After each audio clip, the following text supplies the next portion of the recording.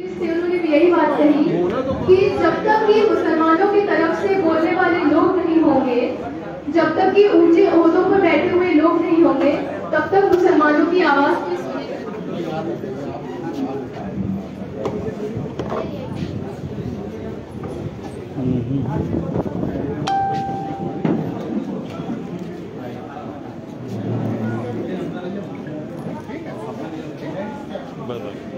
चलो, जब तक मुसलमान कौम में बोलने वाले लोग नहीं होंगे, तब तक मुसलमान कौम की कोई इज्जत नहीं करेगा।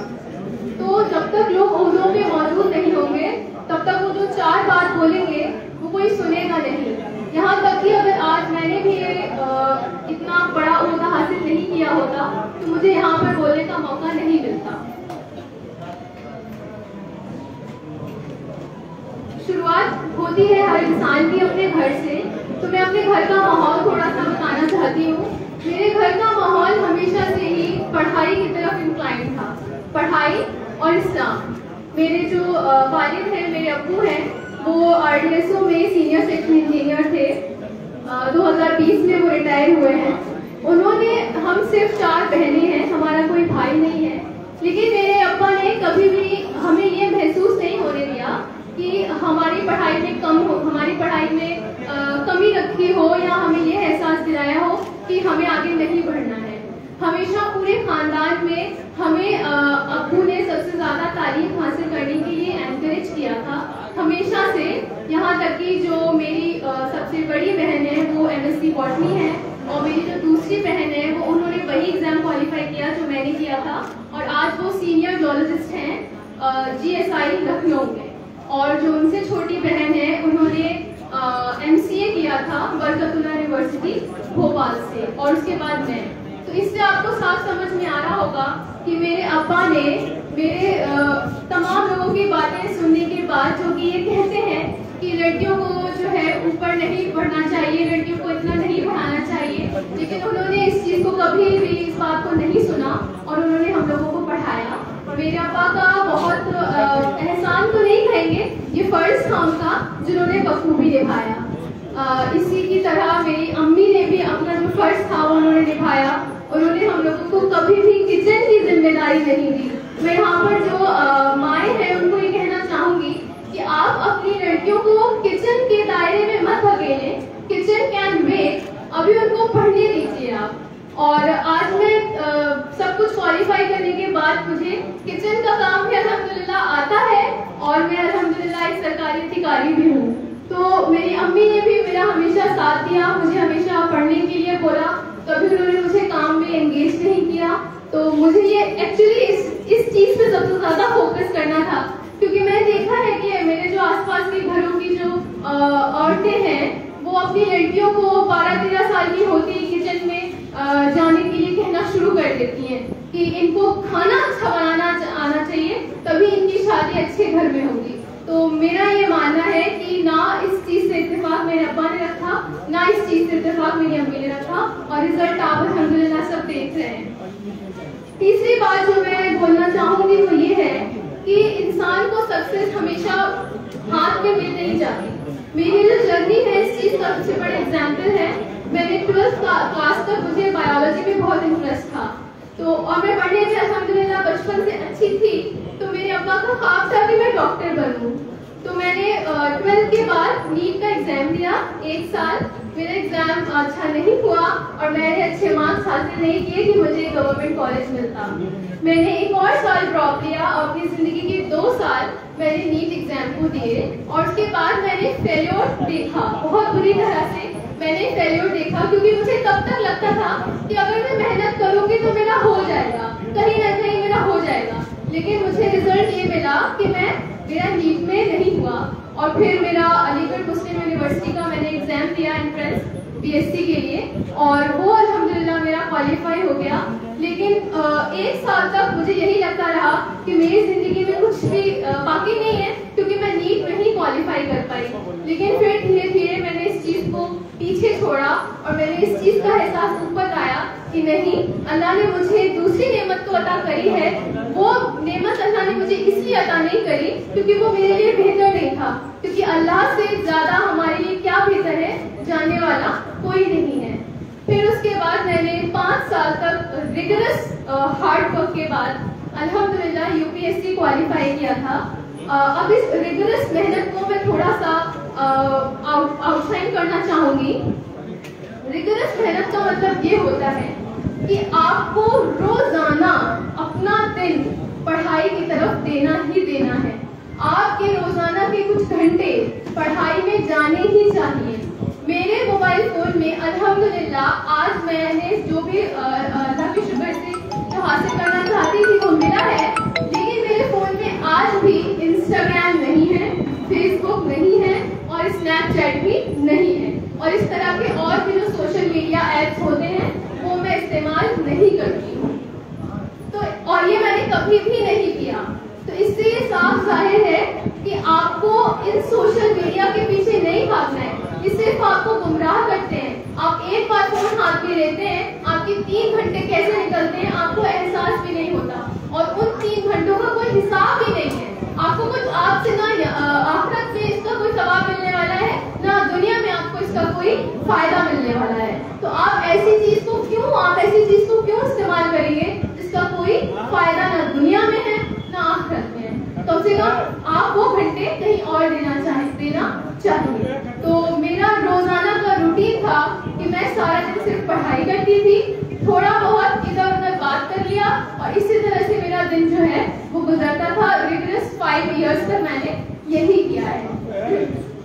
अगर मैं ज्यादा एंटरटेनमेंट कर लेती थी किसी दिन बाई चांस, या फिर मैं कहीं घूमने चली जाती थी, मैं अलीगढ़ मुस्लिम यूनिवर्सिटी में पढ़ती थी, हॉस्टल में रहती थी, और अगर मेरे 1-2 दिन यूं ही गुजर जाते थे तो मुझे अपने आप में गिल्ट होता था कि मेरे माँ पापा ने मुझे यहाँ इसलिए तो नहीं भेजा कि मैं जब घर वापस जाऊँ तो मेरे हाथ में कुछ भी नहीं हो।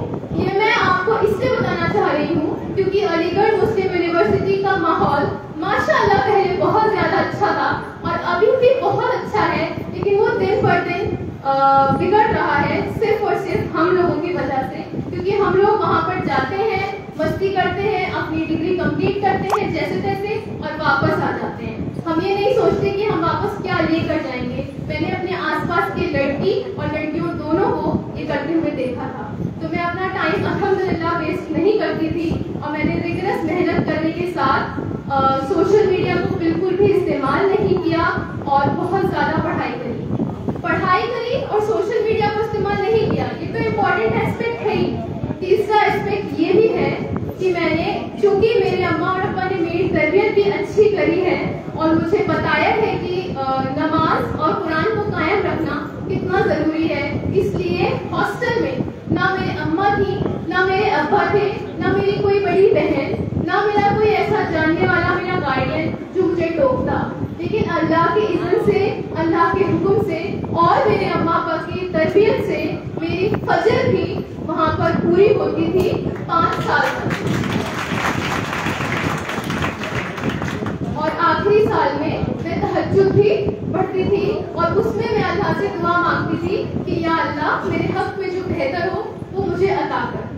तो ये हम सबके अंदर होना चाहिए। हमारे माँ बाप, एक्चुअली सबसे ज्यादा माँ बाप के लिए है ये बात कि उनको अपने बच्चों को ये बताना चाहिए कि इस दुनिया में अगर आपको कुछ करना है, सिर्फ अगर दुनिया की ही बात करें, तब भी आपका जो आपको देने वाला है, आपको बख्शने वाला है, आपको अता करने वाला है, वो सिर्फ और सिर्फ अल्लाह है। इसके अलावा और कोई नहीं है। हमें किसी से भी उम्मीद नहीं लगानी है, हमें किसी से भी सपोर्ट की उम्मीद नहीं लगानी है कि फला हमारे जो चचा हैं वो वहाँ पर काम करते हैं तो वो हमारी नौकरी वहाँ लगवा देंगे, वो नहीं लगवाएंगे। लगवाने वाली जात, काम करने वाली जात सिर्फ और सिर्फ अल्लाह की होती है।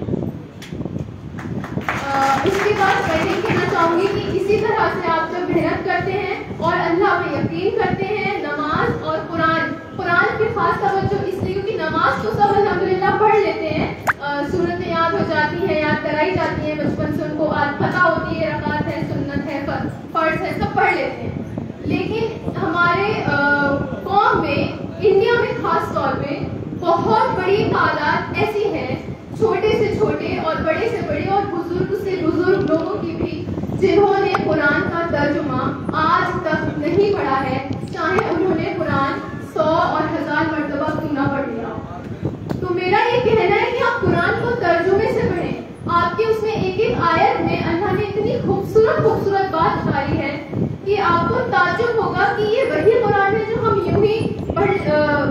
जिसका हम यूं ही पढ़ लिया करते थे, जिसकी हम यूं ही तिलावत कर लिया करते थे। इसका एग्जाम्पल देने के लिए मैं आपको एक सूरह तौबा की एक आयत है जिसमें हुनैन की जंग के बारे में अल्लाह ने फरमाया है। हुनैन की जंग जो थी वो फतह मक्का के बाद हुई थी।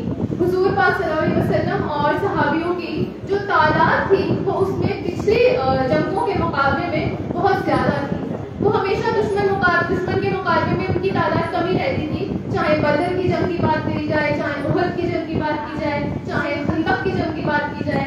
लेकिन हुनैन की जंग जो कि फतह मक्का के बाद हुई थी, इसलिए उसमें मुस्लिम जो आर्मी थी उनकी तादाद बहुत ज्यादा थी। तो जब हुनैन की जंग शुरू होने वाली थी तो सहाबियों को अपनी तादाद पे बहुत यकीन हो गया था, बहुत भरोसा हो गया था, या फिर इंग्लिश का वर्ड यूज करूं तो ओवर कॉन्फिडेंट हो गया था कि चूंकि हमारी तादाद आज बहुत ज्यादा है तो हम ये जंग जरूर जीतेंगे।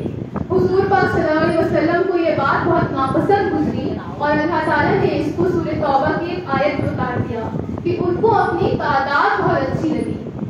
और इसके सिले में कह सकते हैं या अल्लाह की जो मर्जी है उसमें कह सकते हैं कि उनकी आधी जंग वो हार गए थे, उनकी स्ट्रैटेजीज उल्टी पड़ गई थी और वो आधी जंग तक शहीद हुए लोग और वो आधी जंग हार गए थे। आधी जंग के बाद हुजूर पाक सल्लल्लाहु अलैहि वसल्लम ने सबको इकट्ठा किया और उनको दोबारा बोला और दोबारा जंग शुरू हुई थी और फिर उन्होंने फतह हासिल की थी, फिर वो दुश्मनों पे गालिब आए थे। तो इससे हमें समझ में क्या आता है कि हमारे नजदीक कोई ऐसी वजह, इंसान या चीज नहीं होना चाहिए जिसे हम अपनी सक्सेस का या आगे होने वाले किसी भी काम का बाइस बनाएं सिवाय अल्लाह के और अल्लाह के हुक्मों के। There should not be any single person, thing or any procedure which we should think is the cause and consequence of our success. Okay? तो इस चीज का बहुत ख्याल रखना है। और सबसे आखिर बात मैं एक बात बोलनी चाहूंगी कि ये सब करने के बाद आप अल्लाह की रज़ा के साथ भरपूर मेहनत के साथ, एकदम रिगरस मेहनत के साथ और एक मुकाम अगर हासिल कर लेते हैं तो उस हासिल मुकाम के पीछे आपकी जो रीजन होनी चाहिए, आपकी जो नीयत होनी चाहिए वो ये नहीं होनी चाहिए कि हम बड़े बड़े मकान बनाएंगे, हम खूब पैसा इकट्ठा करेंगे, क्योंकि ये नीयत कहीं ना कहीं हमारे माइंडसेट में चाहे हम जाहिर ना करते हों लेकिन होती है। हमारी नियत सिर्फ ये होनी चाहिए कि हम इस ओहदे पे पहुंच के अपने कौम की खिदमत करेंगे, जो गलत होगा उसको रोकेंगे, जो भलाई होगी उसका हुक्म देंगे, क्योंकि हम इस ओहदे पे होंगे तो लोग हमारी बात सुनेंगे जो अब तक नहीं सुन रहे थे। अगर आप इस नियत से काम करेंगे तो इंशाअल्लाह आपको दुनिया में भी कामयाबी मिलेगी और आखिरत में भी कामयाबी मिलेगी। अल्लाह ने इसका वादा हम लोगों के कुरान में कई मर्तबा किया है कि आपकी जो नियत अगर कौम की इज्जत, कौम की तरक्की है, कौम के लोगों की तरक्की है तो अल्लाह आप पे रहमत जरूर करेगा। अल्लाह ने इसका वादा तमाम बार कुरान में किया है। और सूरह तौबा की एक आयत है 71, उसमें जो मोमिन की खुसूसियात हैं उसमें ये खुसूसियात सबसे ऊपर है कि जो मोमिन होते हैं वो एक दूसरे के दोस्त होते हैं, औलिया होते हैं, सपोर्टर होते हैं। तो मोमिन हम लोगों को चाहिए, अगर हम मोमिन हैं तो हमें चाहिए कि हम सपोर्ट करें, अपना हाथ आगे बढ़ाएं, जो हमसे पीछे हैं उनको अपने साथ रखें, जो हमसे आगे हैं उनसे हम मदद लें, उनसे हम सपोर्ट लें, और जो हमारे पीछे हैं उनको हम सपोर्ट दें। और उनमें खसूसियात है कि वो गलत को गलत बोलते हैं, चाहे कोई भी डर हो वो गलत को गलत बोलने से कभी नहीं डरते, और जो अच्छाई होती है उसका वो हुक्म देते हैं। तो आप लोग बस यही 3 मैसेज हैं कि खूब भरपूर मेहनत कीजिए, जो फालतू के एंटरटेनमेंट या फिर कहना चाहिए जो डिफ्लेक्शन